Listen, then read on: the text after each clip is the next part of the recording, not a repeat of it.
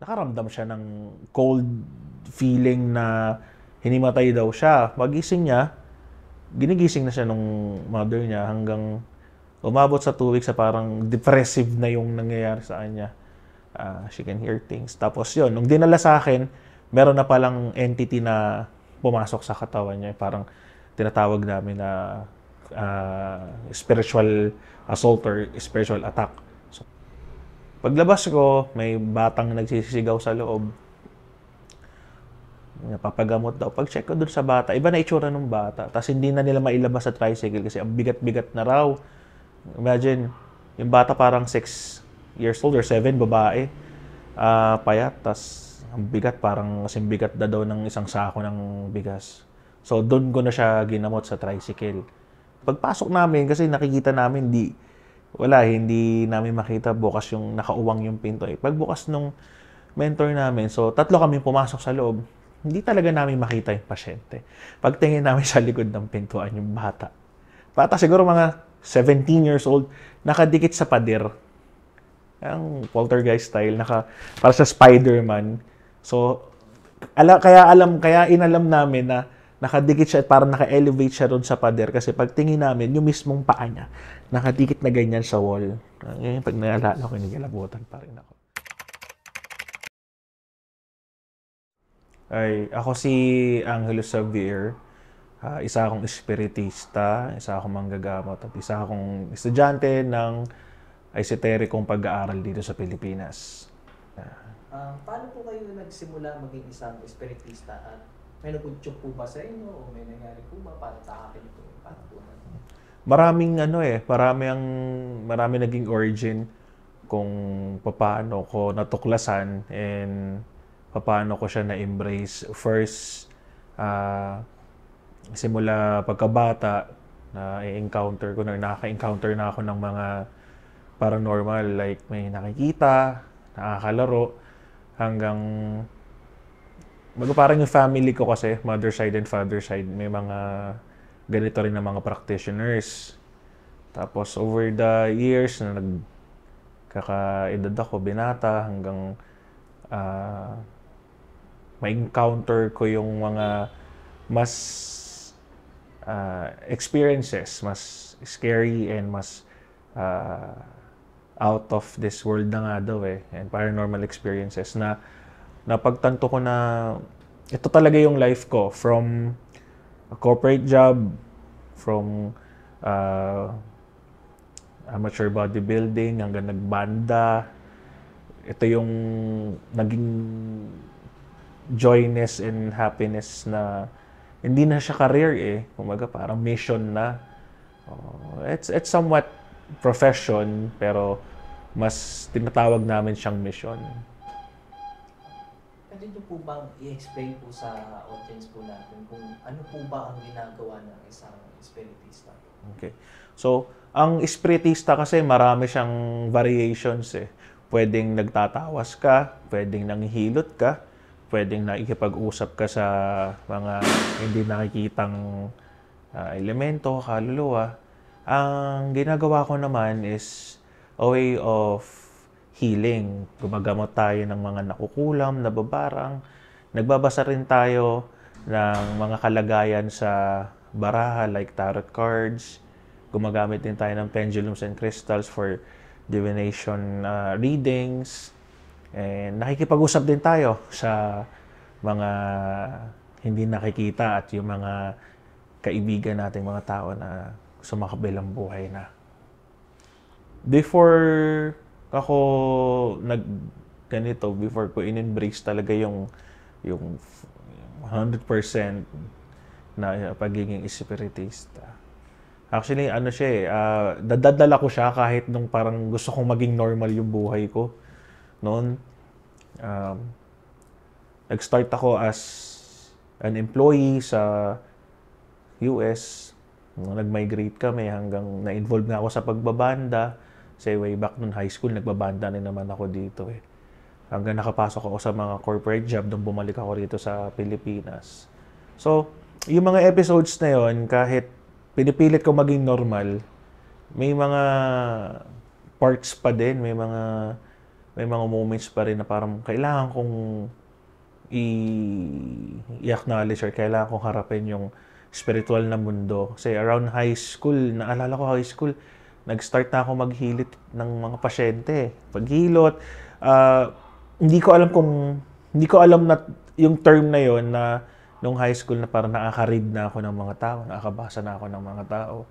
So, lately ko na lang siya na pag-aralan and naintindihan nung nagkaroon ako ng mga proper training, kumbaga, and mga books na nire-read. And syempre, yung mga na-encounter ko mga mentors, sila yung mga nag-enhance and nagmulat sa akin ng mga terms and terminology ng mga nangyayari as a spiritual healer or a spiritual practitioner.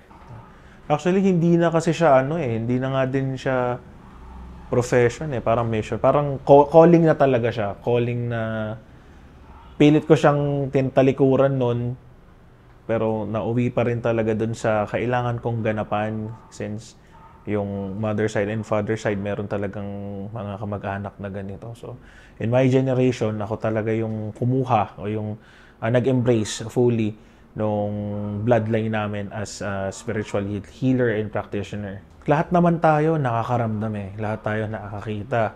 So, there's another part what we call chakras. So, lahat naman tayo may third eye or pineal gland. So, lahat na-encounter natin yan. Like, when we go to places na mababa yung vibration ng energy, nararamdaman natin yan. Mabigat, malungkot. So, those are like basic parts of being an spiritista. Pero, lahat pwedeng mag-aral. Pero, as my years na I've been doing this for at least 15 years now. I've been doing this for 15 years. Na pagtatanto ko na lahat pwedeng mag-aral. Pero, hindi lahat is kayang i-handle talaga yung lifestyle. Kasi in this era, nakikita ko na may mga tao na nakikita nila na it's somewhat cool na maging practitioner or spiritual practitioner. Pero once na pasokin na nila yung deeper part, medyo doon sila nagbaback out. So, it's something na kailangan mo talagang i-embrace as your lifestyle. Hindi lang siya parang nakikita mo sa social media ngayon na may mga nagka-practice. Yeah, you can join, you can learn, pero this is something na pag talagang in-embrace mo, it's gonna be until your last. Ano po yung pakiramdam po bilang isang spiritista? Lalo na po pag kunyari po, gumagamot po.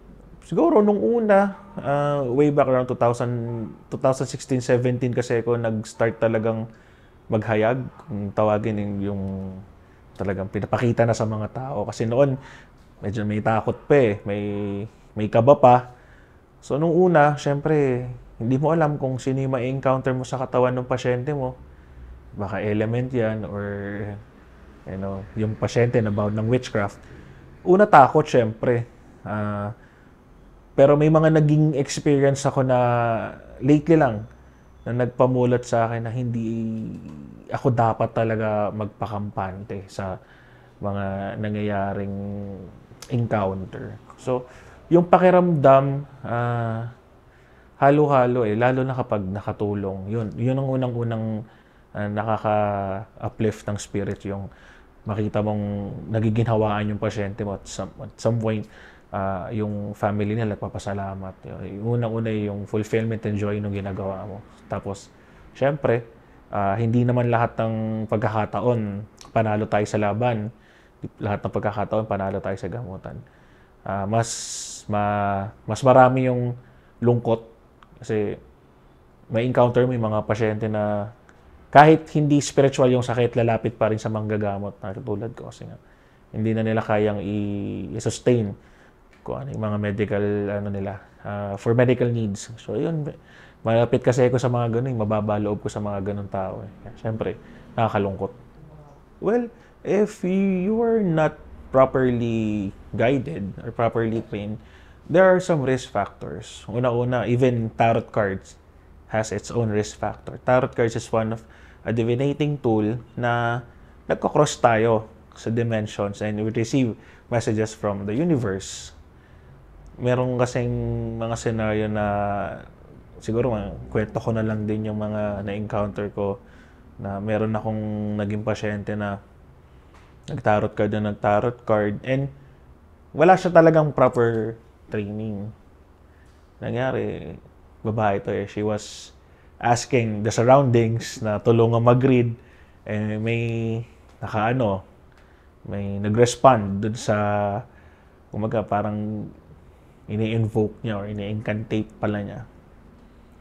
Nakaramdam siya ng cold feeling na hinimatay daw siya. Pagising niya, ginigising na siya nung mother niya hanggang umabot sa 2 weeks sa parang depressive na yung nangyayari sa kanya. She can hear things. Tapos yun, nung dinala sa akin, meron na palang entity na pumasok sa katawan niya. Parang tinatawag namin na spiritual assault or spiritual attack. So parang ina-attempt ng entity na yun na pasukan siya. So with that, natulungan naman natin siya. Yun yung mga risk factors and even yung pagtatawas kasi we're calling upon, the spirits we're calling upon the dimension. Binubuksan natin, nagkakaroon tayo ng mga portal sa paligid kapag nag-invoke tayo ng ganyan. So, hindi natin alam, baka mamaya dito kunyari sa studio, we're talking about spirits or we're talking about divinations, baka mamaya may mag-respond. So, binubuksan natin yung dimension Yeah. Those are some awareness na risky siya. Pero kung mag-aaral naman, pag-aaralan, and with the proper guidance, and with the protection, and yung procedure, naman siya, magiging, at least, matututunan naman. Hindi ko sinasabing successful, pero matututunan. 2000, I think that was 2000 or 2001. Fiesta sa Akainta, December 1 yun. So, ginagawa ng mga nasa parish namin sa Cainta, every December 1 fiesta, umaga, pinoprosesyon nila yung malaking dambana sa simbahan ng Cainta. So, nung dumaan yun sa street namin, nabanggit ko, sabi ko, ang lakas ng vibration nung bell, sabi ko, ay may sasapian yan. Tapos, nung magla-lunch na kami, nasa na-i-post ko yun sa page namin. May nag-doorbell na ang driver is kakilala ko din at alam na nanggagamot na ako. Paglabas ko, may batang nagsisigaw sa loob. Napapagamot daw. Pag-check ko dun sa bata, iba na itsura ng bata. Tapos hindi na nila mailabas sa tricycle kasi ang bigat-bigat na raw. Imagine, yung bata parang 6 years old or 7, babae. Payat, tapos ang bigat, parang kasing bigat na daw ng isang sako ng bigas. So, doon ko na siya ginamot sa tricycle. So, with that, doon, nalaman na ng mga tao na nanggagamot ako. Kasi hindi lahat nung nandun sa area ko alam. Some, pero yun yung araw na nakita nila nanggagamot ako. So, yun yung isa sa, parang exciting pero out of this world. Meron din sa Bataan with my mentor. Kailangan namin pumunta rito sa isang liblib na lugar sa Orani. Yun, pagpasok namin, hinahanap namin yung pasyente. Ano pa ako nun, kumbaga apprentice pa ako nung mentor ko. Hinahanap namin yung pasyente, gagamutin. Hindi na namin makita sa pintuan. Kasi nakauwang yun So, dalawa kami nung kaklase ko. Siyempre, 2016 yun. Siyempre, kabang-kaba kami nun. Kasi anong makita namin. Pagpasok namin, kasi nakikita namin, hindi namin makita bukas yung nakauwang yung pinto. Pagbukas nung mentor namin, so 3 kami pumasok sa loob, hindi talaga namin makita yung pasyente. Pagtingin namin sa likod ng pintuan, yung bata. Bata siguro mga 17 years old, nakadikit sa pader. Ang poltergeist style, para sa Spider-Man. So, kaya inalam namin na nakadikit siya at parang naka-elevate siya doon sa pader kasi pagtingin namin, yung mismong paa niya, nakadikit na ganyan sa wall. Ngayon, pag naalala ko, nagalabutan pa rin ako. And that day, nung nagamot yun ng mentor namin, nag-ask yung parents na if we could stay kasi nga gustong ma-monitor yung medyo wealthy yung napuntahan namin. So, nag-request if we can stay para at least ma-monitor yung bata. So, doon na kami nag-dinner. Ngayon, habang nagkukwentuhan kami, sabi nung mentor ko, kamusta yung pasyente? Nakakain na ba? Grabe, ang lakas ng sigaw niya kanina. Kung sino-sino binabanggit na pangalan. Tapos, lumabas yung pasyente. So, mukhang okay naman siya. Tapos, kinakausap nung mentor namin. Hindi nagre-respond yung pasyente. So, baka inisip namin, baka mamaya, possess pa to. So, wala na pala. Pagbalik nung bata sa kwarto, nagtanong yung mentor namin, bakit hindi nagsasalita yung anak nyo? Kanina, ang daming binabanggit na pangalan. Yung parents, yung manay sa tatay, nagkatinginan. Tapos sabi sa amin, hindi ho nagsasalita yung anak namin, pipi yung anak namin. So, yun yung, sabi ko, grabe possess, sabi. Kaya, pag iba yung nakikita natin sa TV, tsaka ron sa tunay. Hanggang ngayon, pag naalala ko, tumatayo yung balahibo ko. Nung bata ako, ang natiran kasi namin, yung unang bahay namin, hindi namin alam na may mga entities na. So, nung tumira kami, may mga paranormal activities na kaming na-encounter hanggang naibenta namin siya. Naibenta namin siya sa isang Koreano na member ng LGBT. So, that was 1990 or 1991. Panahon yun ng mga panahon na yung kasikatan ng mga entertainer sa Japan. So, siya yung parang may-ari ng parang agency na nagpapadala ng. So, in short, napaka-wealthy ng taong yon. Minasakar yung tao na yon dun sa mismong bahay. So, nung hindi na nababayaran yung bahay, parang binalik sa amin. So, tumira kami uli. So, dun na nangyari yung mas horrific na mga activities. Naalala ko, if you can see, meron ako ditong scar. Meron akong parang peklat dito. With this. Sa mata ko may dito. Itong mata ko na to, nagkaroon siya ng peklat. Tsaka dito. Nag-birthday ako noon, I think, 3 years old or 4. Noong mga panahon na yon, yung mga lobo natin, kung naabutan nyo yun, pag ikaw na may birthday, ikaw yung may malaking lobo. Tapos yung mga guests, maliliit lang yung lobo. Nung panahon na yun, ang lobo, nagpo-float siya dahil helium yung nakalagay eh. After that birthday, nilalaro ko yung lobo na yon. Andun ako sa back door namin. There's this skinny, robe, hooded, lalaki, alam ko lalaki. Pero hindi ko kita yung mukha. Tanghaling tapat yon pero hindi ko nakikita yung mukha ng lalaki. Basta sabi niya sa akin, sindihan mo yung lobo, makakuha ka ng mga candies. Sinindihan ko yung lobo, sumabog sa mukha ko yung lobo. So, syempre, helium siya, parang flamethrower. Tapos yung mga debris, yung mga natunaw na lobo, dumikit dito.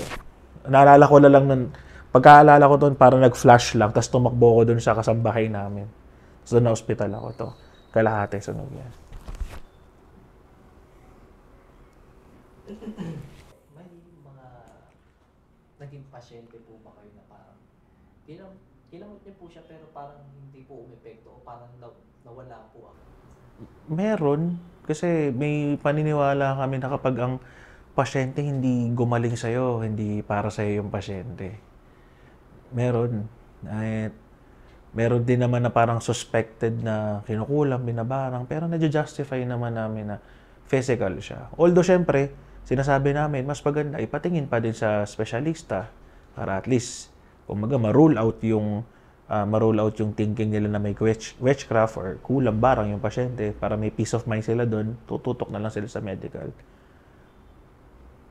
Meron din yung minsan alam mong nagamot mo siya, tapos malalaman mo after 2 days, a week, nag-pass away. So, umaga sa amin, kahit papano, kahit nasabi namin, nagawa namin part namin, may heavy feeling pa din na parang, Kumbaga kasi ikaw yung gumamot eh. Tapos nababalitaan mo na nag-pass away. So mabigat pa din. Pero yun nga, meron kaming paniniwala in say na kapag hindi para sa yung pasyente, hindi talaga siya.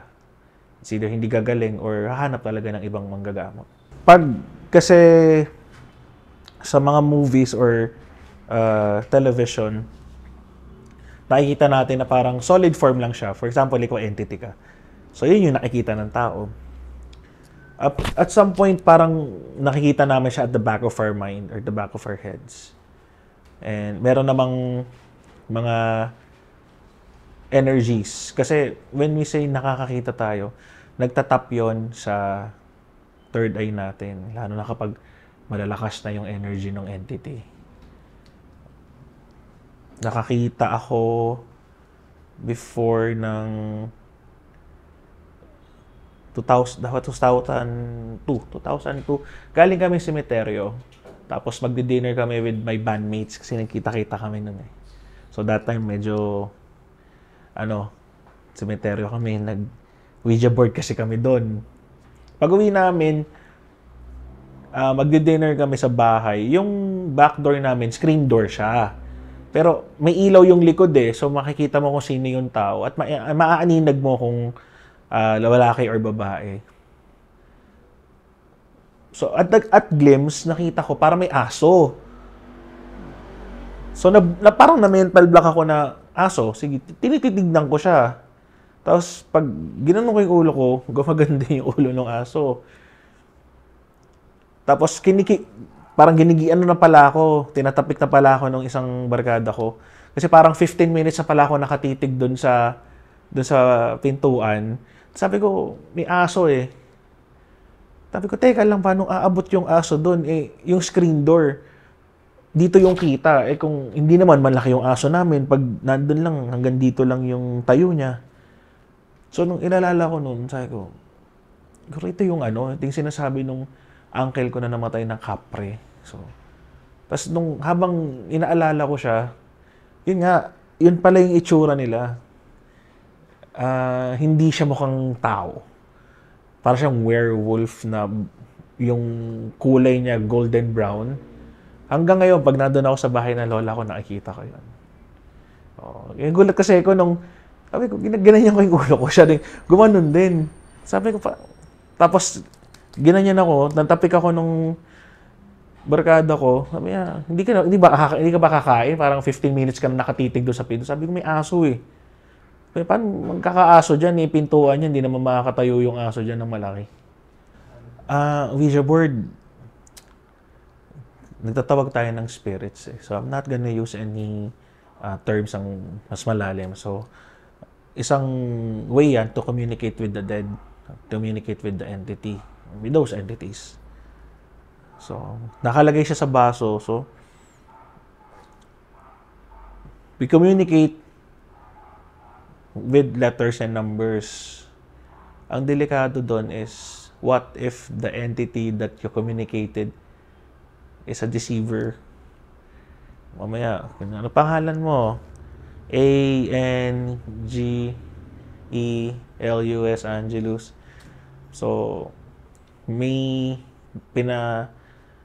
pinapuntahan kasi sa aking school sa Caintanon. Pandemic, online school. Yung mga estudyante nag-Ouija board sa, hindi ko na babanggitin yung school. Nag-Ouija board, tanghali. So, parang pahapon na, padilim na, parang nagliligpit sila ng gamit. Yung isang sumali dun sa Ouija board biglang nag-freeze, bumagsak. Hanggang nung gabi pinapuntahan ako dun sa mga nakakilala sa akin. Mga sinapian ng yung school na yun, dating semeteryo. Isang malaki-malaking school sa lugar namin. Kaya, hindi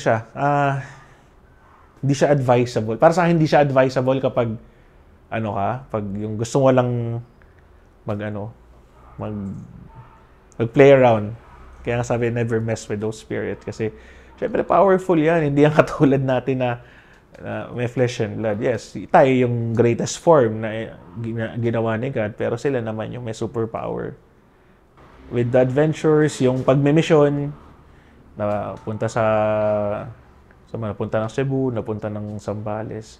Kasi pag sinabing mission, lalabas ka sa lugar mo eh. So, magka-travel ka at your own expense, isa nakamotor, minsan makikistay ka sa bahay ng mga pasyente. Yun yung masasaya kasi you get to know people, you get to understand different cultures kasi may mga napuntahan kaming members ng tribe, may mga napupuntahan kaming iba yung religion, tapos nagpapagamot. So, it's an eye-opening for us na parang it's eliminating our ego na kapag hindi naniniwala, gamutin mo pa rin. Ayun yung masasaya na syempre you get to meet other people na may mga din pala, may mga skills and gift na katulad nung sa amin. So hanggang ngayon, yung mga namit namin ng mga tao na yun, hanggang ngayon they are still in our circle of friends. Proseso ng pagiging spiritista, parang may tinatawag tayong virtudes the righteous, the right one, the righteous one. So, nandun ako sa side na pinanganak ako na may ganito na. Pero again, kanina, when we're having a conversation before the taping, pwede naman siya pag-aralan talaga. Pwede siyang pag-aralan. Pero, dati, strong believer ako na lahat kayang gawin. Pero ngayon, pag-aaralan, it's out of curiosity. Siguro, ang isang nag-aaral kasi nito, more on psychology student kasi nga gusto nilang alam ko may branch nun na kailangan nilang pag-aralan to determine kung ano yung nagiging mental illness ng pasyente, kung spiritual ba or yun yung mga na-encounter ko na scenario pag may mga gusto mag-aral. So, sabi ko naman sa kanila, you can study, you can read books, you can look for, a well-trained or a respected mentor to guide you. Pero hindi ko sinasabi sa kanila na, oh, you're chosen. Kasi, at some point, baka mamaya, dalawa you're encouraging that person, kaya lang, baka mamaya, hindi yun yung path niya, balikan ka. Sinungaling ka naman sabi mo, manggagamot ako, yung pala, ako, ganito ako, ganyan. So, I encourage them to study, but I am not, I'm not telling them na, hey, you're gifted like this. Yan. Kasi ayokong magbigay sa kanilang false hope. Mas maganda is, ma-discover nila kung ano yung path nila. Kasi, naniniwala ako kapag ikaw interesado ka talaga sa spiritual, at some point in time, yung past life mo, nag-spiritual na yan. Or, yet, may mga family members ka or lineage mo na nag-spiritual kaya at some point nagkaroon ka ng hilig. Yung unang mga tattoo ko kasi una banda to wag parang the more ink, the more hardcore you are, the more metal you are. Tapos nung nag-start ako na manggamot, yung Hayagang Manggamot ng 2017, nagsimula na ako magpa-tattoo ng mga orasyon. So, meron ding mga nag-content niyan tungkol naman sa mga tattoo ng isang spiritista. Na-explain ko sa kanila na this is something na kailangan mong pag-aralan, kailangan mong i-embody as a lifestyle. Hindi siya yung basta mabasa mo lang na itong dasal na to para sa ganitong certain na purpose is ipapatato mo na. Hindi siya mag-work at the same time baka mamaya hindi mo nasusunod yung instructions or yung tinatawag na pamilin. For example, yung dasal is A, B, C, D, E, F, G. Tapos, sabi doon sa A, B, C, D na yon or doon sa dasal na yon, pag pinalagay mo siya, hindi ka na pwedeng kumain ng meat, hindi ka na pwedeng kumain or hindi mo na pwedeng gawin yung mga bawal. Nakakaakibat doon sa orasyon na yon. Pinatato mo siya pero kain ka pa rin ng kain ng bawal. So, baka mag-backfire. Baka mag-backfire sa'yo. At the same time, hindi siya gagana sa'yo. So, kaakibat ng mga tato na orasyon is a lifestyle. Kaya, kailangan mo talagang pag-aralan muna kung para saan, ano ba to, at saan ba ginagamit to, at paano ba ginagamit tong orasyon na to bago ipatato sa katawan. So, ito siya, hanggang leeg. Hanggang ulo meron. Sa binti, sa likod, sa katawan, sa hita. May mga orasyon ako na pangontra sa kulam, sa barang. May mga orasyon tayo na para maiwas sa kapahamakan. May mga orasyon tayo para umaga pang sariling gamit na ikaw lang din na makakaalam. Kasi nung bata ako, lahat kasi kami, yung dalawang sister ko, may ano din sila, gift sila. Kasi nga, lineage namana namin sa mga ninuno namin. Pero ayaw nung mother ko, tsaka nung father ko, na ma-expose kami sa ganito. Kaya, for the longest time, parang kinip ko yung mga nakikita, yung mga nangyayari, yung skills, yung gift, kinip ko siya. So, yan yung isang kinatakot ko nung gusto ko na siyang i-full blown. Una kasi, ang pinaka may ayaw talaga is father ko. Oh. Siya yung, umaga sa family, lahat sila parang, sige, yung yan na yung gusto mo talaga. Siya yung, hindi naman totoo yan. Hindi ano yan. Hindi ako naniniwala dyan. In spite of, siya, may mga kamag-anak din na nagaganyan. So, sa ngayon naman, nakakatuwa kasi with the achievements, yung mga natulungan natin na lahat sila parang at some point naka-witness. Kasi dati puro kwento-kwento lang eh. Ngayon naka-witness na sila sa harap nila mismo may sinasapian. Sa harap nila may ginagamot ako. So nag-iba na yung approach. At isa din to sa way kasi dati hindi kami gaano close ng sister ko, yung eldest namin. So parang tong practice na ginagawa ko, tas yung skills nila, it's somewhat na parang naging mas close kami magkakapatid. Nakakatuwa kasi may ano na kami, mga weird pero weird na kwentuhan pero nabubuo yung bonding. Noon, I was questioning myself. Sabi ko, kasi kahit sa lugar namin kasi alam na hardcore drinker ako. Sa haba pa ng buhok ko noon, tapos puro tattoo na rin ako. So, yan yung isa. Yung una, yung fear of rejection.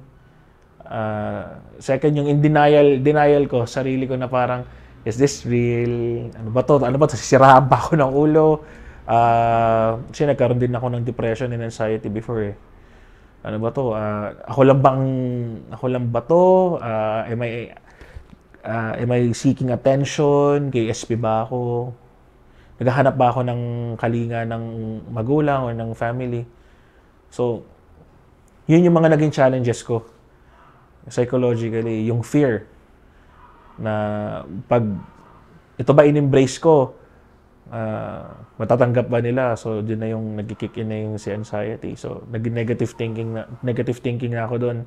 Sa society naman, dati, I'm not that really hindi naman hindi si friendly. Hindi ako people person. Tahimik lang. Kasi pag lumalabas nga ako ng bahay, naka-headphones lang ako eh. Metal, music, hardcore. Pero ngayon, simula nung nagpapasyente na ako, yan, I get to talk to people. And yun, dun ko din siguro na-develop yung communication while nang gagamot ako. So, yun siguro yung maganda positive effect sa society na mas naging approachable ako in a way na pwede akong lapitan ng tao anytime. Kasi dati hindi eh. Parang intimidated sila sa akin eh. Pinakamahirap na hamon is yung sarili. Yung sarili natin. Yung sarili ko syempre. Kasi mahirap maging tagasunod ng Diyos kung alam mo sa sarili mong gumagawa ka pa din ng mali. Diba? Kaya hindi ako perfect na espiritista na parang kaya kong iiwas yung sarili ko sa mali. Kaamali pa rin. Yun yung hamon. Yung espiritu na na-encounter, yung mga nakakatakot, parang secondary yan eh. Pero yung sarili mo, that's the most difficult challenge ng isang spiritista. Is how you live your life, not really perfectly 100% as a spiritista, pero the way na kailangan mo siyang ipamuhay yung lifestyle. Kasi araw-araw may challenges. Like me, simula nung in-embrace ko yung ganito, I can no longer cut my hair. So challenge yun. Kasi pag may summer, ang init. Tapos, meron akong in-embrace din na practice na hindi na ako pwedeng kumain ng pork, hindi na ako pwedeng kumain ng beef. Eh syempre, yun yung mga masarap na masarap na pagkain nating mga Pilipino eh. So, at some point, yun talaga yung difficult na hinaharap ng spiritista. Not really spiritista, lahat ng tao, yung sarili natin, how we can, how well can we discipline ourselves and how well can we innovate ourselves na para at least hindi mo na ma-project just to practice what you're preaching. Well, there are two types of siguro magbigay ako ng dalawang type ng danger sa isang spiritista. Una is the physical. Una, you get to go to places. Minsan delikado eh. Naabot ka na madaling araw, hating gabi, manggagamot ka. Tas iba-ibang lugar, hindi mo alam kung saan lugar to, basta bibigay yung address, pupuntahan mo. Pangalawa, yung risk na minsan talaga napapabayaan na yung sarili dahil sa pagmi-mission. It's not that pinabayaan namin, pero may mga may mga discernments na kailangan namin. We have to let go of our earthly bound. Kailangan muna namin mag-cross dun sa spiritual realm for a couple of weeks, like 9 weeks. Yung tinatawag namin na pagdedebosyon or pagkatahas. In our self kasi, pag hindi mo kasi kaya, parang psychologically, maapektuhan. Kasi we give ourselves our time na hindi kami kakain ng ganito, tubig lang kami. Lalo pag mahal na araw, 4 days, 5 days, hindi kami kumakain. So, it's a way of us making our energy stronger. Pero sa physical side, dalawa, pwedeng ma-deteriorate ka or pwedeng mag-regenerate yung cells mo kasi nga, nag-fasted ka na eh. Sa spiritual naman, yes, there's a lot of risk factors. Una-una, pag nanggagamot ka, if you're not protected, baka mamaya babalikan ka ng mga ginagamot mo. Pangalawa, if you're not protected, baka yung mga debris of negative energies, vibrations to make it sa'yo. Tapos, meron ka palang sakit na hindi mo alam sa katawan mo na pwedeng mag-regenerate yun dahil dun sa mga energies na pumapasok sa katawan mo. Ang faith healing, when we say faith, healing is faith. We believe in something what you don't see. Diba? Hindi natin nakikita pero pinapaniwalaan natin siya.